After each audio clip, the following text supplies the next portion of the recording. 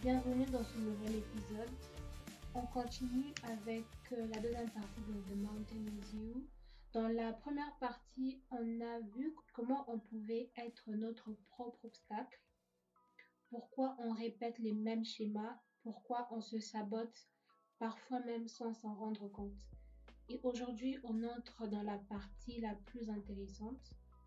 Comment on transforme l'auto-sabotage en force, comment on apprend à grimper pas à pas, même quand on a peur.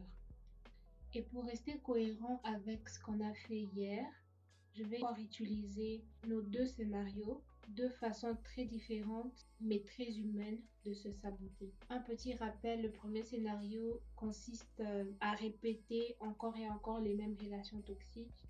Et le deuxième scénario, c'était cette fameuse limite intérieure du bonheur, ce plafond invisible qu'on ne dépasse pas. On va voir comment chacun de ces scénarios évolue dans le chapitre 4 à 5 du livre. Alors pour le chapitre 4, il est intitulé « Transformer l'auto-sabotage en maîtrise de soi ». L'une des premières phrases de ce chapitre est tellement vraie qu'elle fait mal. L'auto-sabotage n'est pas un manque de discipline, mais un manque de sécurité.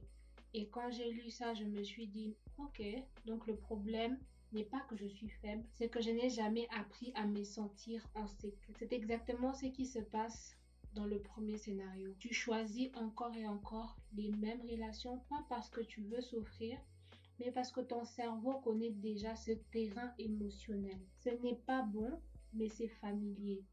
Et le familier est rassurant.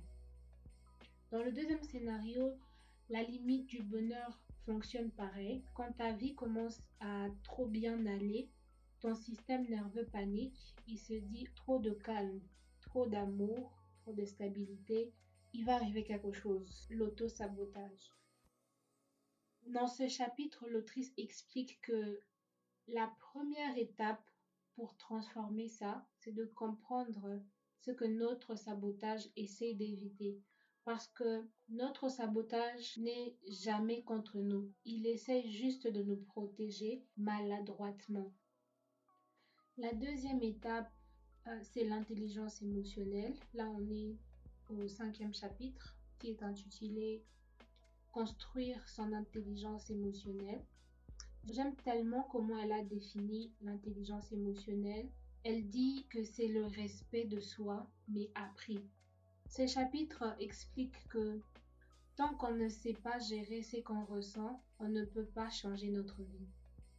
Dans le premier scénario, apprendre à reconnaître ses émotions, c'est oser dire « en effet, ce que je ressens, ce n'est pas de l'amour, c'est de l'angoisse, c'est de la peur d'être seul. » Et rien que ça change tout.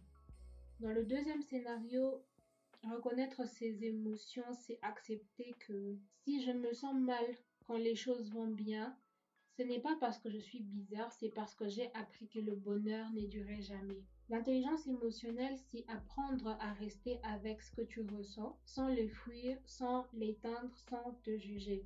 Et c'est là que la transformation commence. Ensuite, nous avons le chapitre 6 qui est la reprogrammation de ses croyances. Ce chapitre est crucial parce que l'autrice y explique que ta vie se dirige toujours vers tes croyances les plus fortes. Et ceci est très puissant et très dérangeant parce que ça signifie que si tu crois que tu ne mérites pas l'amour, tu vas choisir des gens qui te confirment cette croyance. Si tu crois que le bonheur n'est pas fait pour toi, tu vas faire en sorte, même inconsciemment, qu'il parte. Dans le premier scénario, c'est le moment où tu réalises, si je veux changer ma vie amoureuse, je dois d'abord changer l'image que j'ai de moi-même. Dans le deuxième scénario, c'est apprendre à augmenter son seuil du bonheur, à t'autoriser à recevoir plus que ce que tu as connu, à supporter le calme, la stabilité, la douceur sans t'autodétruire. Reprogrammer ses croyances, c'est littéralement changer la direction de sa vie. Le dernier chapitre est l'un des plus beaux parce qu'il explique que la montagne n'était pas là pour t'écraser, elle était là pour te relever. La montagne, c'est toi, mais c'est aussi ton chemin pour devenir la personne que tu es destinée à être. C'est là qu'on voit l'évolution des deux scénarios. Le premier scénario, celle des relations toxiques, tu comprends enfin que tu n'as pas à répéter ce que tu as connu.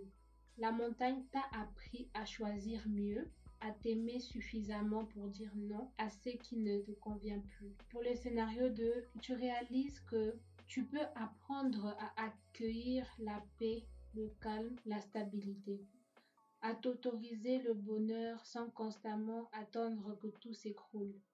Et à ce moment-là, tu deviens la montagne, tu deviens stable, tu deviens solide, tu deviens intentionnel. La première partie parlait de comprendre et la deuxième parle de guérir. On est allé du sabotage à l'émotion, aux croyances, à la transformation. Et si tu retiens une seule chose de cet épisode, que ce soit tu n'as pas à te battre contre toi-même, tu as juste à te comprendre.